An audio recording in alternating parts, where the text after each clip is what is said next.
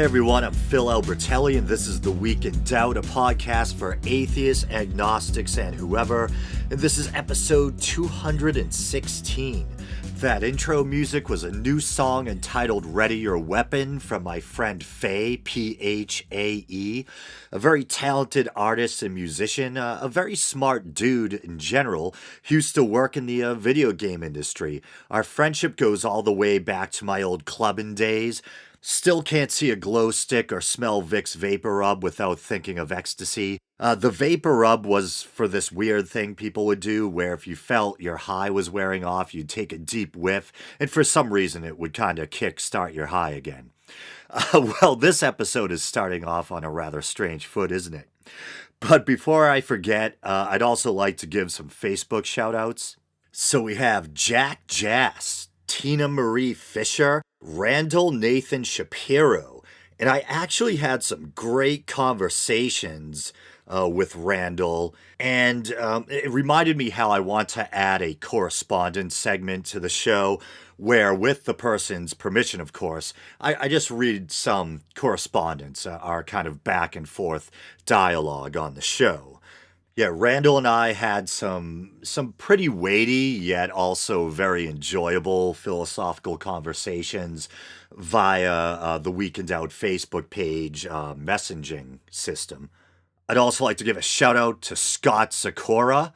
I hope I'm not butchering your last name. Scott is the one and only Beardcaster. He has a great podcast called The Beardcaster. And I mentioned him on the last episode because he used some of last year's Week in Doubt Christmas special audio, the special I did about Krampus, in his 2016 special on Krampus. And I thought he did a great job, and I was really honored that he used that audio. Let's see, we also have Derek Merrill. Did I already give a shout out to Michael Thompson? I might be at the point where I'm repeating myself now. Michael Thompson, Jacob Reynolds. I remember giving a shout out to Jennifer Brown. And there's Nathan Brown. And Nathan's been very active on the Week in Doubt Facebook page. And I'm very grateful. Any little thing people can do, like simply liking a post, chiming in with your own 2 cents. I think that all helps to make the Week in Doubt Facebook page a more dynamic and interesting place. And once again, really appreciate it. Okay, so here we go. I'm not even sure where to start. So maybe if I just take a step backwards. So previously on the Week in Doubt, love saying that, I was talking about how I started getting these chronic headaches again, similar to the ones I got years and years ago after being in a couple of car accidents, and how the antidepressants that I've been taking for years to keep the pain at bay suddenly seem to be losing their efficacy. And by the way, I had mentioned that I have an upcoming neurology appointment, and that's actually tomorrow, so that should be interesting. Well, anyway, since recording that episode, the headaches had actually started to get worse and more frequent, despite my best efforts to try to, keep a positive mindset. I was basically back to experiencing almost 24/7 pain, something I really haven't had to deal with since my early 20s. It got so bad that on Friday, I actually left work early to go see the doctor. After having a nurse practitioner and a doctor both suggest that I up the dose of my antidepressant, I finally gave in. I was hesitant to up the dose because often unwanted side effects, sexual or otherwise, can be dose-related in their intensity. But at this point, I was like, Uncle, I feel like a dying animal. If it helps the pain, I'll take it. And once again, just in case you haven't heard me ramble on about it before, antidepressants, as strange as it sounds, are actually a very common treatment for chronic pain, especially chronic headaches. And theoretically, it's kind of a twofold mechanism. On the one hand, it's thought that serotonin, that feel-good chemical in the brain that's manipulated by many antidepressants, can relieve or at least alter the perception of pain. And on the other hand, if the pain is stress or depression related, because strangely enough, depression is often accompanied by physical symptoms like ongoing aches and pains, then by treating the depression, you may also be able to treat or alleviate the accompanying physical symptoms. And I have to admit, I think I may have been getting a little cocky when I attempted to wean off of antidepressants last winter. I was rather pleased to notice that although my headaches started to return after about a month or two, I believe, my mood, generally speaking, didn't seem to change or decline much, which led me to believe that the only reason why I was probably really on the antidepressants in the first place was to treat the headaches, and that maybe I really didn't have any kind of serious mood disorder beyond just a sprinkling of mild depression and a little anxiety. But now that my dose has been upped, looking back in hindsight, I was really kind of a mess these past few weeks. Really gloomy, despairing thoughts, irritability. I'm a laid back guy, so I wasn't snapping at people or anything, but my nerves were pretty frayed. Just a general lack of well being, a kind of lingering dysphoria. I was getting caught in these kind of negative thought loops where I was almost obsessively worrying about negative stuff. And all of that, including the headaches, started to lift after a few days after increasing the dosage of my antidepressant. Although generally, physicians usually warn you that it can take weeks before you really start to feel the effects of an antidepressant.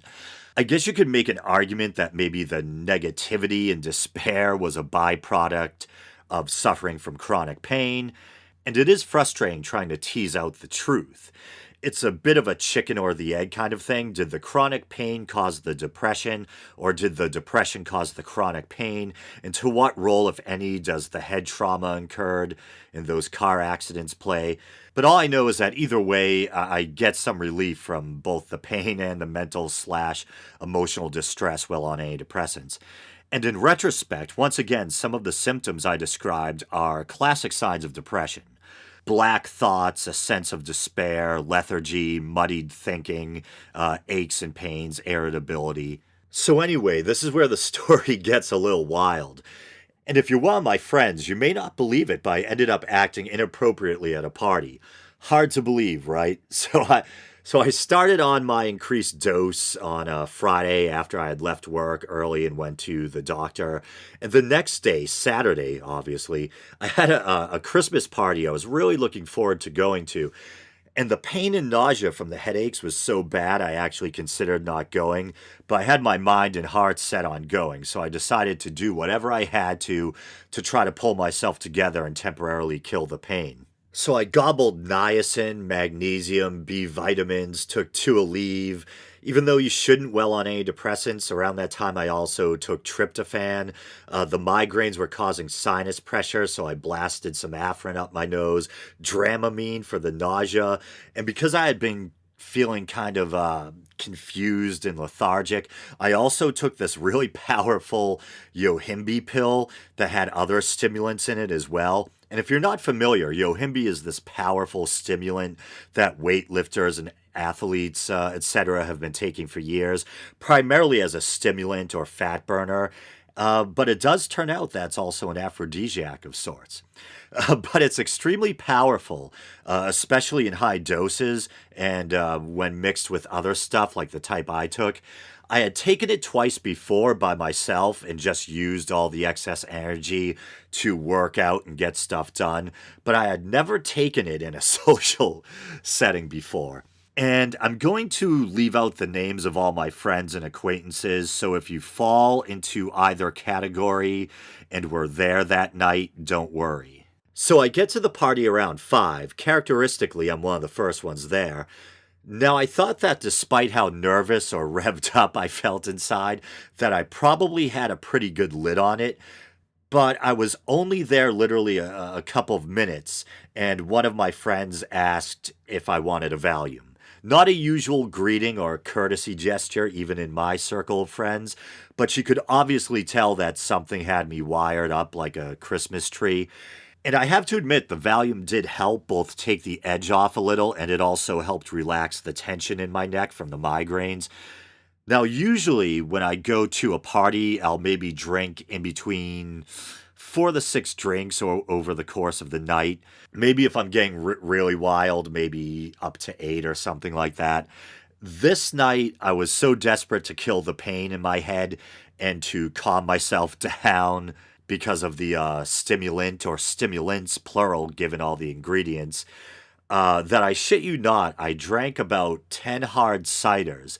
And if I had been surrounded by other freaks who were also intoxicated on the same psychoactive witch's brew that I had swallowed that night, it may have been one epic party. But when you're the only one in that state, it's a bit odd. It's like being the only drunk guy in a room full of teetotalers. Other people were getting their drink on and eating weed cookies, but I was the only one on the verge of going Super Saiyan. My power level was definitely over 9,000. I have to admit that the massive amount of alcohol, the Valium, and that weird, overly potent Yohimbe stimulant cocktail all came together to create what I can only compare to some kind of hybrid cocaine slash ecstasy high that was actually quite enjoyable, and my headaches had even temporarily disappeared. And it should go without saying, don't try this at home, especially if you're a young person listening. Don't follow my example, because honestly, I don't even plan on trying that again. In fact, I'll most likely just end up throwing that Yohimbe stuff in the trash. But that being said, as I mentioned, it was indeed quite the sublime high. But like I also said, when you're the only one in that state, you end up sticking out like a sore thumb. I ended up acting like a wild man, saying wild things I shouldn't have said. It was one of those nights where the next morning you have to email or message everyone with apologies. So as fun as it may have been at times, not my finest hour, to say the least. Okay, so now to bring things back into the wheelhouse of atheism or religion. So it invariably never fails. Whenever I go out to a party, at some point during the progression of the night, someone's bound to start a conversation about God or the meaning of life, etc., etc. And for someone like me who is very passionate about the subject matter, you might think I'd be absolutely delighted. But if you're a fellow non-believer, you can probably empathize with what it's like to be in one of these situations. You get that uh-oh feeling because you know most likely no matter how rational, articulate, and courteous you try to be, you're probably going to some degree get painted as the villain of the piece because most people believe in something. Even if they eschew organized religion, they still most likely try to hang their hat on some kind of airy-fairy stuff, and they don't like having their suspension of disbelief toyed with. So as a non-believer, you feel like you have a couple of options. You can either jump in and try to be the standard bearer for reason, or you can shut your mouth and stand by the sidelines while people spout platitudinous ideas about God or the afterlife, etc., that you've heard debunked or rationally countered 1,000 times. And I have to admit, I'm trying to turn over a new leaf. My policy is still that in the public forum of ideas, on a podcast like this one, or during a scholarly debate at a university, etc., it should be gloves off, all guns blazing in the name of reason and science. But when it comes to my personal life, I value my friendships enough where I don't want to risk losing them over differences on religion or spirituality. And also, I know a lot of people who have experienced serious personal loss, and I don't like the idea of trying to deprive them of an idea that gives them comfort or consolation. And so sometimes I may still gently try to explain why I think their idea doesn't hold water, but I really won't push. And sometimes I'll just nod and say, yeah, I see where you're coming from, even though it might be very tempting to push the matter and try to debunk what they're saying.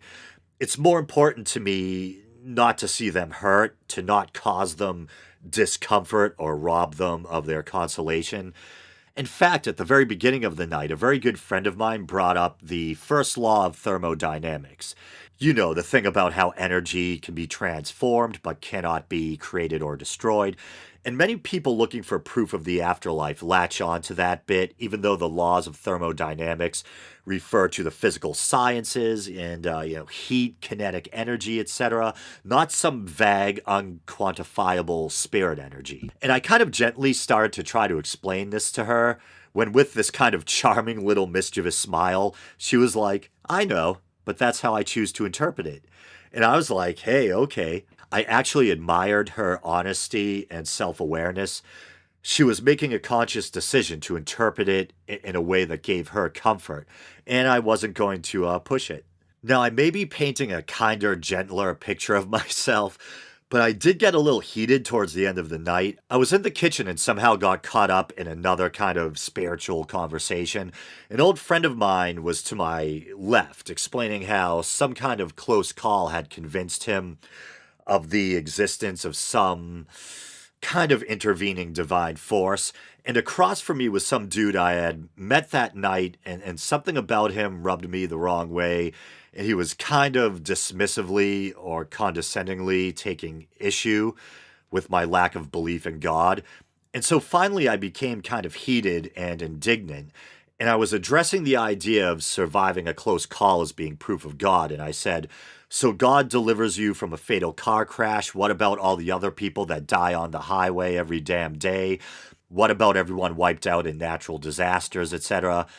And I've brought this up on the show many times. I usually refer to it as feeling that there's these hidden hands, a phrase I borrow from Joseph Campbell, that there's these hidden hands that kind of guide us, that maybe steer us away from danger or steer us toward our goals, etc. And I've felt that as well at times, but the difference is I'll stop and ask myself, well, okay, I'm having this feeling or impression that something's helping me out. But for all I know, it's just a neurological phenomenon or some kind of mental safety mechanism. Feels a lot more cozy thinking you're being looked after by some benevolent cosmic force than that it's all random and you could go at any moment. And then the ethical problem I have with this belief is that it's somewhat narcissistic. Daddy's looking out for me while others senselessly die, in a sense, you know? Aren't I special? And I'm not saying that's the way my friend feels about it because he's a really good kid, but when you try to really stop and look at that way of thinking ethically and rationally, there is that kind of implication. And I felt bad because my friend who was making the argument is a really good upbeat kid. My only consolation is that I think he's so upbeat and good-natured that I don't think my indignation bothered him. But anyway, so wow, it's been barely over 20 minutes. For some reason, I thought this was going to be one of those really long episodes. So I thought I'd end on a somewhat lighthearted note. Here's a compilation of some funny moments from a recent conversation Sam Harris had with Richard Dawkins. You can find the whole conversation on Sam Harris's Waking Up podcast. Thank you all for coming. This is really, it's an honor to be here, and it really is an honor to be here with you, Richard. I get to return the favor. He had me at Oxford, I think, 5 years ago. So welcome to Los Angeles. So I'm going to, this is going to be very much a conversation, but what I did, I was worried about this. I wasn't worried about tonight. I was worried about tomorrow night. My fear was that Richard and I would have a scintillating conversation tonight, and then tomorrow night try doggedly to recapitulate it word for word. And yet feign spontaneity. And if you know my position online, you know, that doesn't work. So what I did is I went out to all of you asking for questions, and I got thousands. And so I picked among what looked promising. So I can guarantee that the two nights will be reasonably different because the different questions will come up. But we won't hew too narrowly to the questions. We'll just have a conversation. But as we come out here, I find that I want to ask you, Richard, about your socks, and I'm not sure what the question is, but I've just come from Las Vegas, the conference of PsyCon, and one of the things we had was a workshop on cold reading, which is the technique whereby so-called mentalists are supposed to read each other's thoughts, and what they're really doing is just simply looking at the clothes and the general appearance and assessing it. And we had to pair off for this workshop. And I was with a nice young woman, and we sort of sized each other up. And I said to her, I think I'm getting that you come from somewhere in the west of the States. I think maybe not California, maybe a bit further north. And of course, I was simply reading her label, which said she came from Oregon. And then she summed me up, and she said, I think you may have some problem with your eyes. Maybe colorblind. And I'm serious about this. I'm trying to spread a meme for wearing odd socks. There's a kind of tyranny of forcing us to buy socks in pairs.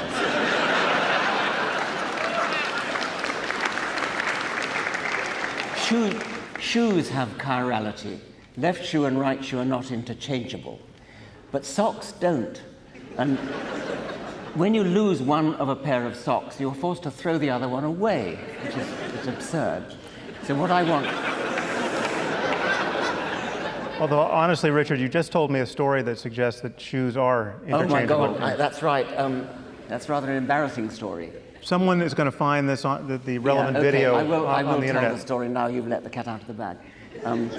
I was doing a television film called Sex, Death, and the Meaning of Life. And in the death episode, we were talking about suicide. And there's a famous suicide spot. It's a bit like San Francisco, the Golden Gate Bridge, where people have famously jumped to their death.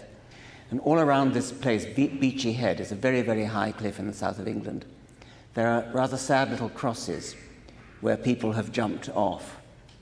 And we were filming the sequence on suicide, and I had to walk very solemnly and slowly and in a melancholy frame of mind past these crosses, and the camera was focused on my feet, walking past these little low crosses. And I felt incredibly uncomfortable. I had this sort of uncanny feeling of being uncomfortable, and I couldn't understand why. And then eventually, it was my feet that were uncomfortable, walking past these crosses. And eventually the director called cut, and we went off, and I took my shoes off because they were so painful. And only then did I realize I put them on the wrong way round. So this is preserved for posterity in close-up. I want to see that video. Someone find that video. The weird thing is, none of the television audience ever wrote in to complain about this. So maybe this at least will arouse their attention.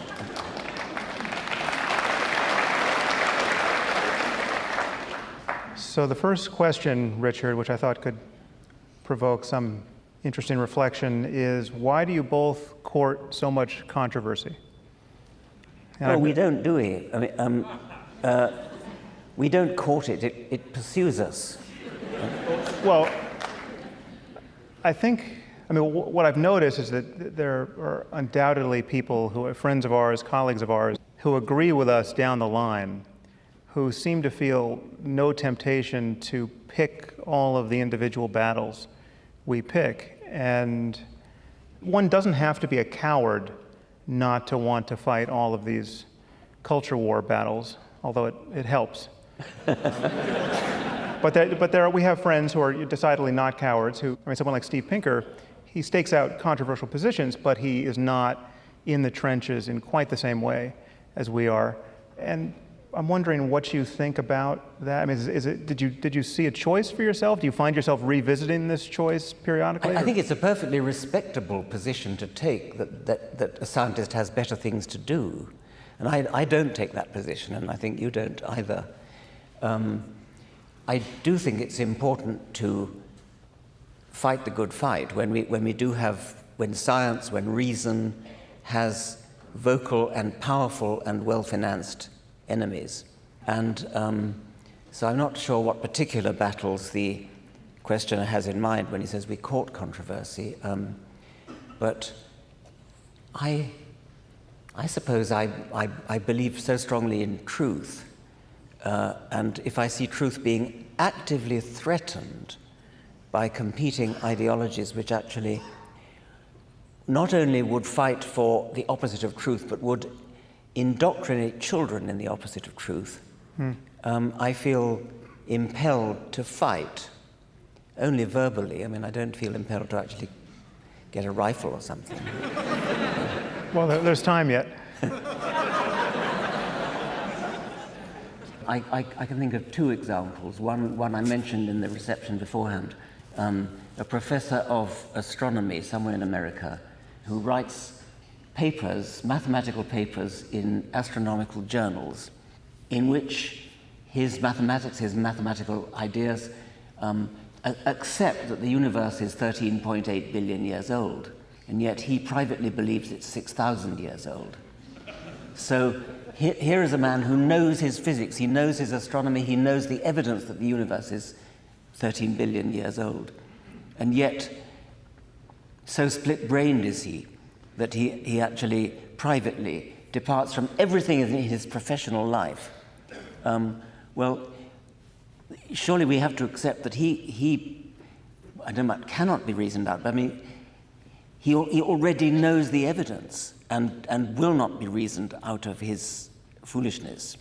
Yeah, I didn't say that you could always succeed, but I think, and clearly there are, I have this bias as you do, that if the conversation could just proceed long enough, the ground for science would continually be conquered and it never gets reversed. Yeah, and it is being and will be. And you never see I mean, this is a unidirectional conquest of territory. So you never see a point about which science was once the authority, but now the best answer is religious. Yeah, that's right. Right, but you always see the reverse of that, and actually most scientists who call themselves religious, if you actually probe them, I mean, they don't believe really stupid things like six-day creation and things. Most of them don't. Yeah, although I find that Christian scientists, not Christian scientists as in the cult, but scientists who happen to be Christian, believe much more than your average rabbi. This is a way. That's true. Yeah. I mean,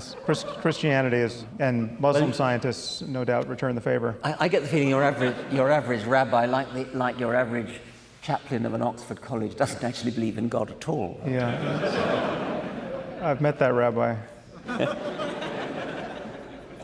So, there's a couple of fun questions here that I just wanted to hear Richard react to.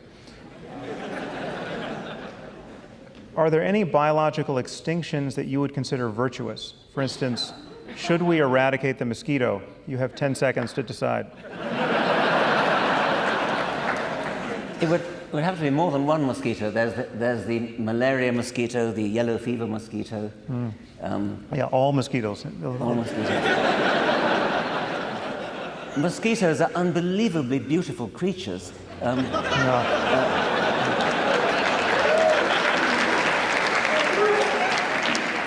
That's the most irrational thing ever. The great expert on fleas, and she presented the Department of Zoology in Oxford with a gigantic blown-up photograph of a mosquito, and it was a fantastic piece of work of art. By a malevolent God. Yes. If ever there were proof of God's malevolence, it's got to be the mosquito. I have no hesitation in killing individual mosquitoes.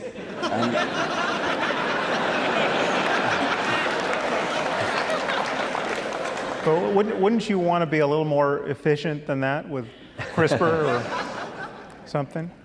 I haven't thought about it before. I think I would not wish to completely extinguish. Can I throw a little more on the balance? We've had reliably, year after year, 2 million people killed by mosquito-borne illness. Now it's cut down to, I think, 800,000, so we're making progress with bed nets, but... For some reason, I find myself less reluctant to extinguish the malarial parasite that the mosquito bears, but that's probably not very logical. We have extinguished the smallpox virus, right? Except for a few lab cultures. Yes, and then like geniuses, then we tell people how to synthesize it online. Yeah. So the flip side of that, of course, is the Jurassic Park question. Should we reboot the T-Rex? Yes. If we have, yes.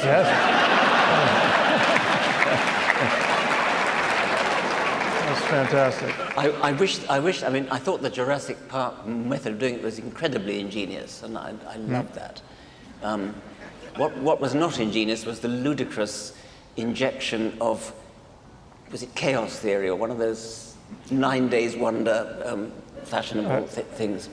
I don't remember. But the idea of getting mosquitoes in amber and extracting DNA and reconstructing dinosaurs, that's an amazingly good science fiction idea, if only it were possible. Unfortunately, the DNA is too old for that to happen. If it were, I would definitely wish to see that done. What could go wrong?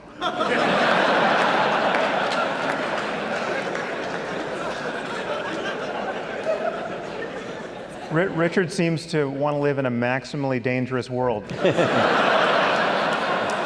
Filled with mosquitoes and T-Rexes. My concern with AI is that we will just ram past it and we will find ourselves in the presence of intelligent systems that will be so competent, and we will have built them in a way to play upon our intuitions of emotion, and we will obviously build appropriate emotions into them, and they'll be aware of our emotions. And if you finally build robots that are humanoid, that are so good that they're no longer uncanny to us, you get out of what's called the uncanny valley, and they no longer look creepy, now they just look perfect. I think we will lose the intuition that there was any mysterious question here to worry about, and we will just feel, because every intuition that you're in the presence of a sentient other will be played upon, we will just feel we are in the presence of consciousness without ever knowing that that's the case. So you would accept, as I am with you now. I mean, yes, well, quite. It is. I mean, the fact that we are both the same sort of thing, that we have the same evolutionary history, and that overcomes this notion of solipsism being. I mean, many kind of first-year philosophy students think solipsism, the idea that maybe only I exist, everyone else is just a zombie. Many people think that's somehow the most parsimonious or the most economical view because, I'm sure I exist. I'm sure I'm having an experience. I'm not sure about all you people. In fact, I can't even see you people. Have you heard Bertrand Russell's solipsism story? Bertrand Russell got a letter from a lady who said, "Dear Lord Russell, I'm so delighted to hear you are a solipsist. There are so few of us around these days."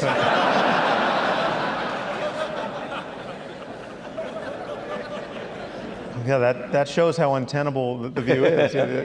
Even a solipsist can't hold it. All right, and who says atheists don't have a sense of humor? Well, no one should say that. George Carlin, Penn and Teller, Paul Provenza, Bill Maher, Ricky Gervais, Tim Minchin, and on and on.